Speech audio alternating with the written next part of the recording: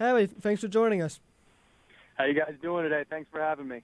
No problem. We're doing good. So, obviously, a lot to get to with, as we transition into the Cowboys, and I alluded to it a little bit as we had someone on the air there because he is obviously a Cowboys fan as well, but we were talking about the Patriots and Broncos. But really, Harry, it's hard to pick a starting point with this team right now because there's so much to talk about. Obviously, Tony Romo is injured once again on Thanksgiving when we weren't on the air the next day. Thankfully, most likely, or else you guys would have had to probably just hear me cry for 3 hours. And, now you get Matt Castle, who hasn't found a way to win a game yet, bringing his team down the stretch run. I guess let's start with this. What confidence do you have that something has clicked in Matt Castle, that something has changed, that he's watched the film and found out, what he needs to do better? What are you expecting this time around from Matt Castle? Is it the exact same thing we saw from him, or is it something even worse? Well, I expect a lot more. Compared to the last few games that he played, I mean, this week he's going to have a lot more time in the system. I think he's going to have a healthy Des Bryant, and I think the defense is actually going to give him a lot more help than he recently was getting excuse me, in recent games. I do expect the offensive line to improve. I think Doug Free was abysmal. He has been abysmal recently, and I really do expect him to step up, protect Castle a lot better. But, yeah, I expect a lot more from him, especially being in the system as long as he has. It's been real difficult for him coming in to start, but I think I have a lot more confidence now that he's been in the system a while. Yeah, and, if he's going to have any success, obviously he's going to need at this point in the season some kind of a running game. And the running game has been all kinds of up and down this season. I know, we have Team McFadden on Twitter, and every time he has a big game, all you see is, hashtag RunDMC, hashtag Team McFadden. But he's been so inconsistent. You heard Bobby Belt, our Cowboys cast host, say it the best. I really appreciated his 11 yards on 10 carries on Thanksgiving. So what are you expecting, from the running game for the rest of the season? Because this is the time of the year that even last season with DeMarco Murray was starting to wear down a bit. And now you have this, obviously you need to have the same concerns with Darren McFadden. So, where do you see the Cowboys looking at the running back position from here on out? Well, I was hoping that they would move on from Darren McFadden a little bit. I don't really like McFadden personally. I think he's a little bit stiff. He hasn't been seeing the running lanes as well as I think some other backs would, like Christine Michael would have. But, I really do expect the offensive line to step up big time this week. Like I said, I saw Doug Free has been awful. I think he needs to step up. I think Tyron Smith needs to step up too. I think he's been pretty bad to his standards. And I really do expect the offensive line to step up big time for Darren McFadden. I really do hope they give another running back another shot. I don't know if Rod Smith will get a shot or whoever else they have in the system. I don't even know who they have right now in the system. They've just been cycling in and out of running backs, with whether it's Christine Michael, right, whether it's Trey Williams, Rod Smith. I just want to see something different. Maybe use him on the goal line a little bit. Just a little, have a little different dynamic than just Darren McFadden. I just don't like the way he's seeing holes recently. I don't like the way the offensive line's been blocking for him. I think some games he has rushed really well and done really well, but he's just been way too inconsistent for my liking.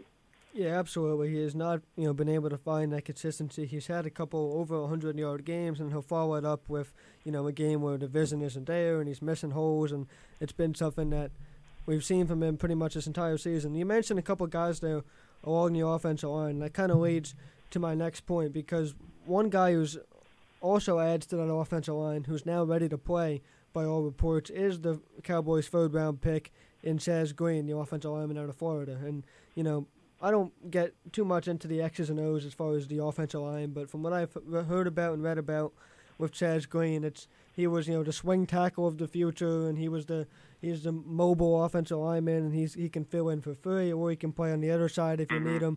And I'd be excited to see him out there, but the Cowboys delusionally at 4-8 or 3-8 think that they have a shot to still make the playoffs, which, they do have some hope, but they've kept Tony Romo active, and it's stunted the development of a younger guy like Chaz Green, who's now not going to be able to see the active roster most likely, and some other guys that they have there on the practice squad. For me, the message all season has been, from Jason Garrett and really his entire time here as the head coach for the Cowboys has been, let's get better every single day.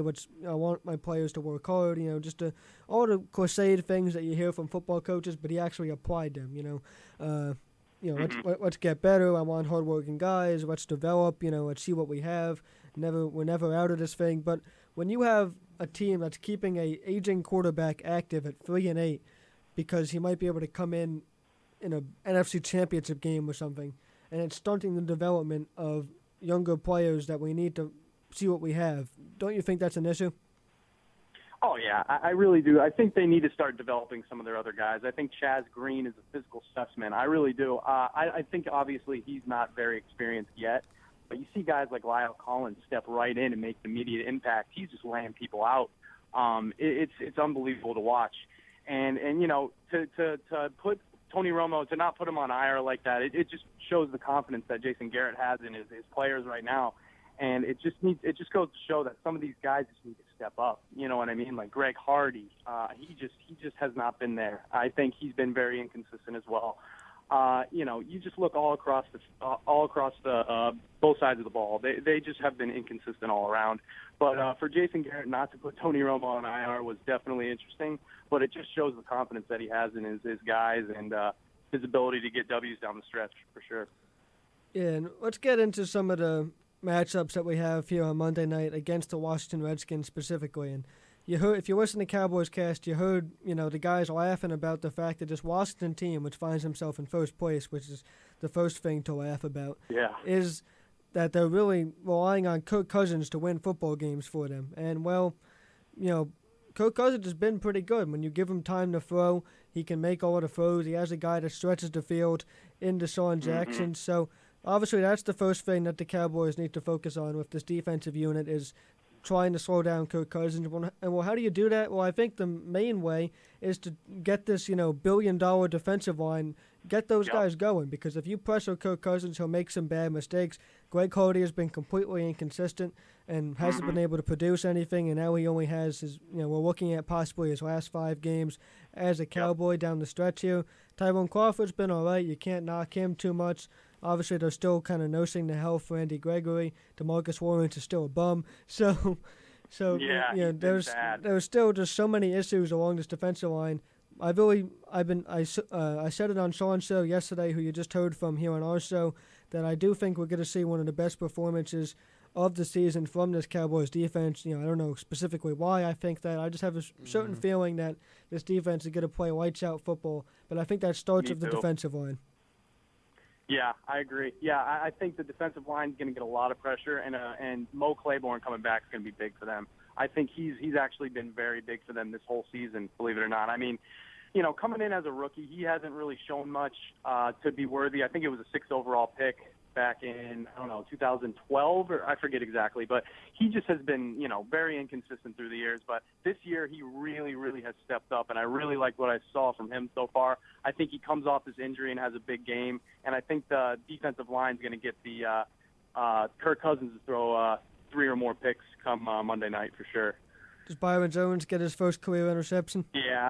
I'm feeling that. I'm feeling a big play from Byron Jones and a big play from Greg Hardy and Mo Claiborne come Monday night. The trifecta there of Cowboys defenders. Greg Hardy on the D-line, Morris Claiborne making his return, and a guy who's a free agent at the end of the season along with Hardy, and then the rookie sensation Byron Jones. All right, so let's talk about some of these playoff scenarios. And if you read R.J. Ochoa's, I don't even know what number we're up to at this point as far as 4 now. Yeah, plan 96.462. I mean, 90.3. Wherever we're at, plan 90.3. Wherever we're at this point with trying to get this Cowboys team to the playoffs, it obviously starts with a win on Monday night against Washington, a Eagles loss at New England, which is going to happen, and a Giants loss to the Jets. So if this team is one game back after this week, after Monday night, and they'll know, their own destiny of that game after Sunday with the Eagles and the Giants playing on Sunday, how realistic is it that they can make up that final game, or do you think that it's an example of them where they're going to get really close and then just kind of lose a lot of momentum and fall back, regress to where we expect them to be with Matt Castle? Yeah, I don't really know. I don't really know, but you know what? I don't have a lot of confidence in these other NFC East teams. I've been watching the Eagles, the Giants, and the Redskins. The Redskins are the best out of the three, in my opinion. You look at the Giants; they've been incredibly inconsistent. The Eagles, in my opinion, are an absolute dumpster fire. They're going to be going down the drain. And it starts this week with New England. But you know what? I don't think they're out of it. I think if Matt Castle can get a couple wins under his belt here and get some confidence, and that offensive line starts protecting them, they get the running game going, the defense starts to gain some rhythm, I do think that they actually absolutely have a big shot to make it into the playoffs. I don't think we should give up on them yet. Yeah, definitely not giving up yet. I'm hoping for this win against Washington. I do think we're going to get the Jets win, which is a game we're going to get to here on the show, of course. And I agree. And I think obviously we're going to get the Patriots win against the dysfunctional Chip Kelly Eagles that you pointed out. But let's take the approach that this team does kind of get the win against Washington and then fall off a little bit, and they have a high draft pick. There's so many options that this team can go to in the draft. Do you add a guy along the defensive line, which has been underwhelming? Do you add another piece to the secondary and Jalen Ramsey? And, thankfully I've been jumping up and down about the thought of having Byron Jones and Jalen Ramsey in the same secondary. I think if they drafted Jalen Ramsey, you wouldn't see me in anything but Cowboys gear on this campus for about about 30 straight days, but maybe a little bit too high of a pick for them to take Ramsey with their first-round pick. Maybe you'd take a quarterback in the first round. That's obviously an interesting dynamic. As of now, where do you see them going? Well, it really depends on where they fall in the draft. I think if they land one of the top three picks, I think Jared Goff definitely comes into play. He's special. He has the it factor, in my opinion. He's comparable to Romo and Aaron Rodgers. The guy has it all. I've only seen him play a couple times, but the guy just has. He's the perfect. He's off the field. He's perfect. He has. I think he has like a 3.5 grade point average. He's extremely, extremely good on the field. He's very good at getting out of the pocket. He's very good at finding receivers downfield, and he can make that magical play like Romo can. I think it was a couple weeks ago against Arizona State. He made an incredible 2-point conversion play, and he did it all himself. If the Cowboys drop a little bit to maybe 7 or 8, I think Jalen Ramsey comes into play, and he's by far my favorite prospect right now. I think he can play either the corner position or the safety position. He's got great size. He's got speed. He's a big playmaker. He makes big plays left and right. And I think the Dallas Cowboys secondary is missing that big playmaker, and I think he'll be able to deliver that. Him and Byron Jones, together will be able to deliver big plays week in and week out. And another couple players I like is Laquan Treadwell, and I can't really pronounce his name, but he's also on the Ole Miss defensive line. Nikimadiche, I think it is. Yeah, I have no clue how to pronounce that, but I know who you're talking about. He's a nose tackle, I believe. I think that's another thing that the Cowboys are missing. I think Terrence Williams, he's a very good secondary receiver, but he's been incredibly inconsistent. I think you bring in a guy like Laquan Treadwell, that guy, you know what you're going to get in and week out from him. I think he brings that big play. I think he's got that it factor as well. And Nikimadiche, I think he's something the Cowboys have sorely missed over the years, is a big, good nose tackle. And, I see they have Greg Hardy moving back and forth between the D line or the DN position and the nose tackle. I think if you keep Hardy on the outside next season and you put Nikimadiche or someone at that nose tackle, I think they will be very, very dangerous on that defensive line. Hopefully, it would definitely be good to see. I think adding a wide receiver is definitely an interesting dynamic because another topic that came up on Cowboys Cast, I think 2 or 3 episodes ago, it was 1 episode ago when they released the episode on Thanksgiving, was are you regretting, at least partially, the Dez Bryant contract? And I think the answer has to be, at least, admittedly for Cowboys fans like ourselves, that you have to be at least a little bit because he hasn't been himself. Obviously, he's still dealing with some injuries, but he still had too many balls go through his hands, and he hasn't gotten the separation on a consistent basis that we've expected. They know that they made a big commitment to Dez Bryant, and what's going to make or break the Dez Bryant contract is if they can get a consistent and long-term secondary receiver, across from Dez Bryant. And if it becomes a revolving door across from Dez Bryant, that they have a serious risk of wasting this contract because teams will always be able to key in on a guy like Dez. So they do need to bring in that secondary threat. If they do it in the first round or not, I'm not so sure, but it's definitely a very interesting dynamic. Absolutely. And another guy I think that is right in their backyard that they should definitely consider in the first round is Devon Coleman out of Baylor. He is an absolute beast. I mean, no more Baylor receivers after watching Williams. Well, this guy's different in my opinion. I mean, Terrence Williams, yeah, he's a big play threat, I guess. But if you watch Coleman on tape, the guy is just a beast. He makes big plays left and right. He'll make that big catch like Des Bryant will in the end zone. He's great on those fade routes. He's definitely up for consideration, definitely in the first round if they start to drop a little bit for sure. Absolutely. Let's talk a little bit about, to shift away from the Cowboys, and maybe we'll come back to some thoughts. Let's talk a little bit about your college football team, and that would be UCF down there in Florida. And they just hired a guy that I'm certainly very familiar with in Scott Frost, the former offensive coordinator at the University of Oregon. Truthfully, I think they kind of hit the gold mine on this hire. I think there's a lot of talent to be had in Florida. I think, the UCF atmosphere, I don't know a ton about the school, but they just strike me as a school that kind of embraces an upbeat type of offense and embraces, being able to put up 50 points a game. And with Scott Frost, they might be able to do that sometime soon. So I would imagine you're pretty excited. Oh, man, I'm pumped. It's a complete 180 from who they had before in George O'Leary. I don't really know if you guys know about George O'Leary, but he's an old man, and he likes to do things the old-fashioned way. He started recruiting up north in New York. He started recruiting up in Georgia. And he didn't really pick out the talent down here in Florida. And some of our best players have come in from Central Florida and from Dade County in Miami. You look at guys in the NFL like Rashad Perriman. You look at guys like J.J. Wharton. Well, J.J. Wharton, he'll be getting a tryout soon. You got Blake Bortles, who's from Oviedo, Florida, just about 10 minutes away. Not even 5 minutes away from campus. I think that Scott Frost, I think he brings a whole different dynamic to UCF. I think he brings that up-tempo offense. He's a tireless recruiter. He has countless connections in the coaching world. He's got guys like Mike Tomlin, Tom Osborne, Bill Walsh, guys like Raheem Morris, coaches that have coached him throughout his professional career, and just coaches that he's been involved with over the years in Oregon and stuff. So I think he's just going to bring a complete new dynamic to this program, and I think it's big. From what I've seen so far, is a couple days on the job, he's already followed a four-star recruit that's committed from the University of Florida. His brother, his name's Felipe Franks. His older brother, is a wide receiver at UCF right now.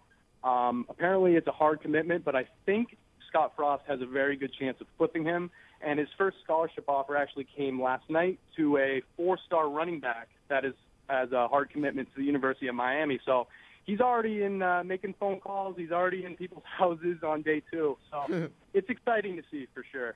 Yeah, definitely some exciting stuff, and a program that deserves some excitement. I wish Scott Frost, as an Oregon fan, the best of luck down there in Florida, and the best of luck for you getting to check out this football team, and wish them all the best. All right, so we're talking with Harry Brockman here from InsideTheStar.com. I'll let him go in just a second, but first we got to get back to the Cowboys. Monday Night Football at Washington, and get your predictions. So let's just give your quick summary on where you think this game's going to go, how it's going to play out. You already alluded to the fact that you think Matt Castle will be a little bit better, and God, I hope so. You think the defense will be at a very high level, and I expect that as well. Yep. So overall, just give a minute or so about how you see this game turning out and who comes out on top. Yeah, it's going to be interesting, but I really do think early on, I think the defense is going to make a big play. I really do think that, and they've been sorely missing it this whole season. And I think it's either going to be a strip sack, fumble, or a big interception or pick six or something. I think that's going to spark the offense a little bit. And Matt Castle, I think, is going to come in. I think the running game just needs to get going for him to get confidence to throw the ball downfield. I think Des Bryant is going to be a lot healthier than he has been all season. That's one of the reasons why I think he's been struggling this season, especially last week against Josh Norman. But I expect the Cowboys to get off to a real quick start on Sunday. I think it's probably going to be somewhere in the ballpark of 34-24, around a 10-point win, but I expect kind of a high-scoring game. 34, a little bit. 34 points to Matt Castle. I would not be opposed to that.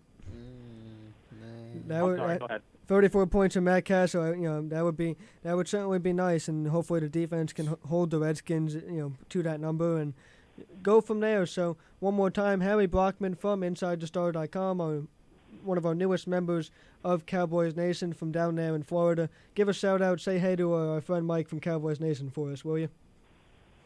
I will. Hey, thanks for having me, guys. I'd be glad to be on anytime. No problem. Thanks for joining us. Thanks. So once again, Harry Brockman, InsideTheStar.com. A lot of good things there going on with the Dallas Cowboys. They get set to take on the Washington Redskins on Monday night. That's a game that we'll get to. We'll get to the other games in the NFC East, the headline matchup being the Giants and the Jets. John Gillespie has been patiently waiting with us here in studio, so on the other side of this break, you'll get to hear from him, along with Mario Papa, still with you as well, and myself, Sean Martin, back here on Upon Further Review.